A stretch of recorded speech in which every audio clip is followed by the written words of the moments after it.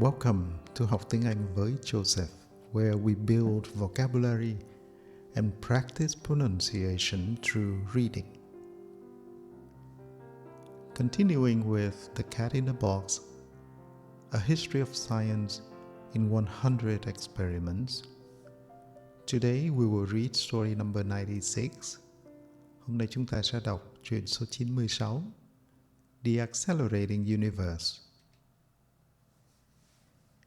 In the 1990s, two teams were mapping the expanding universe by studying light from the exploding stars known as supernovae, observed in distant galaxies.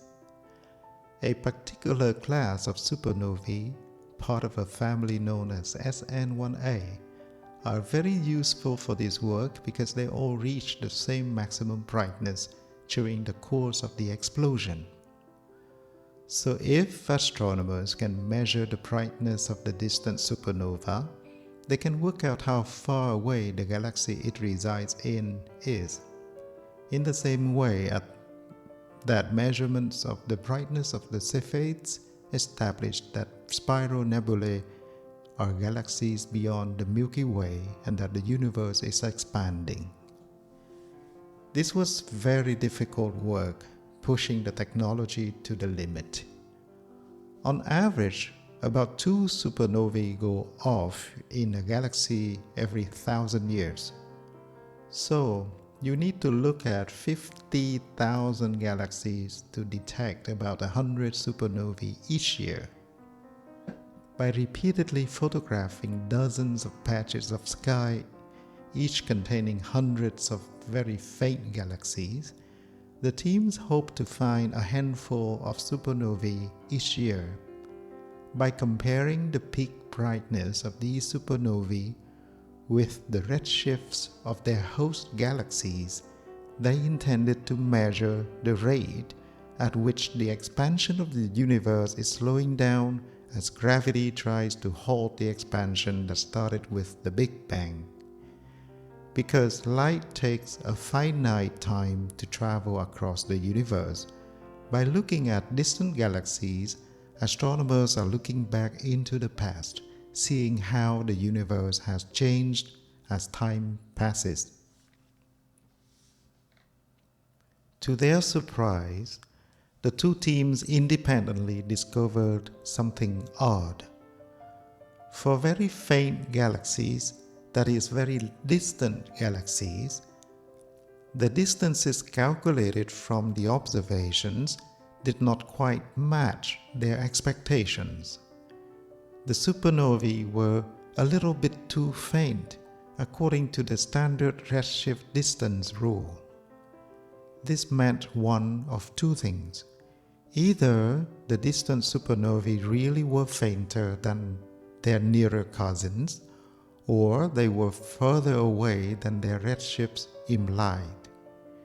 If they were further away, it meant that the universe had expanded more than anticipated. That the expansion is speeding up, not slowing down. Something must be pushing against gravity.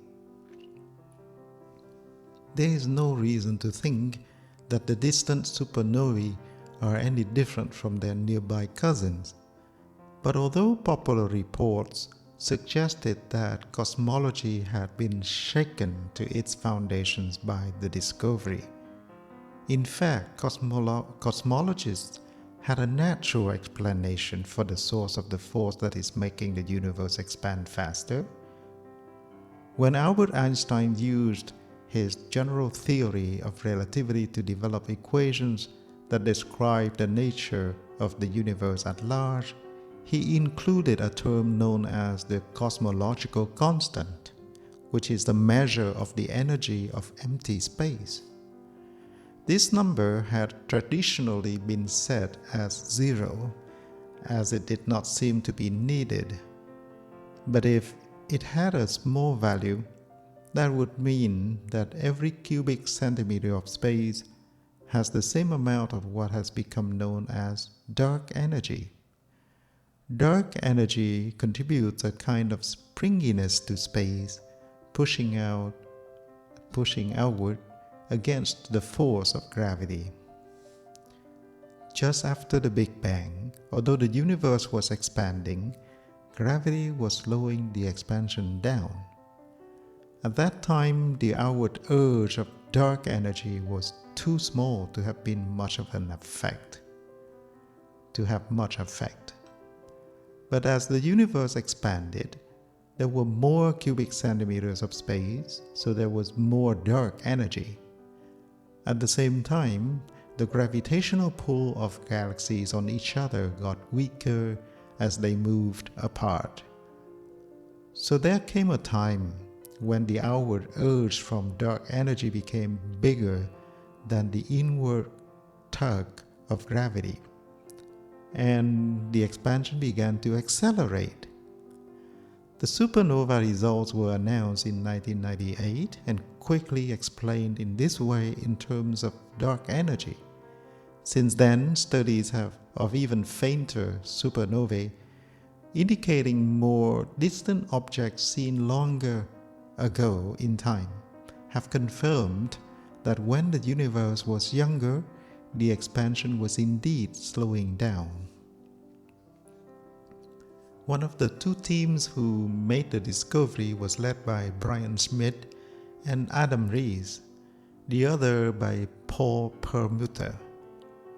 In 2011, the three of them shared the Nobel Prize in Physics for the discovery of the accelerating expansion of the universe through observations of distant supernovae.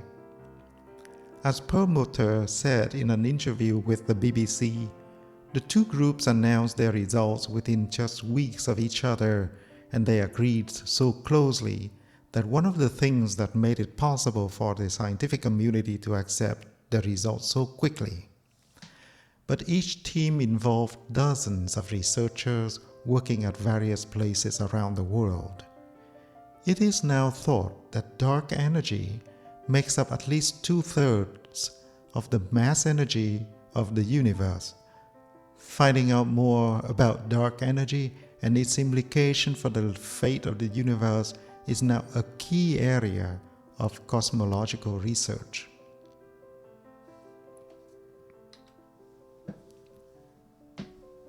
To the vocabulary section: supernova, supernovae, Cepheids, nebula, nebulae, faint galaxies, halt, shaken to its foundations,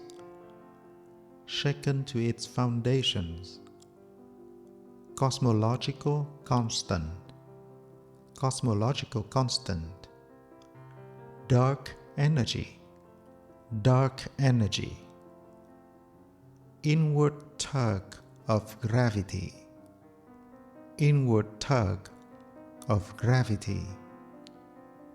accelerating expansion.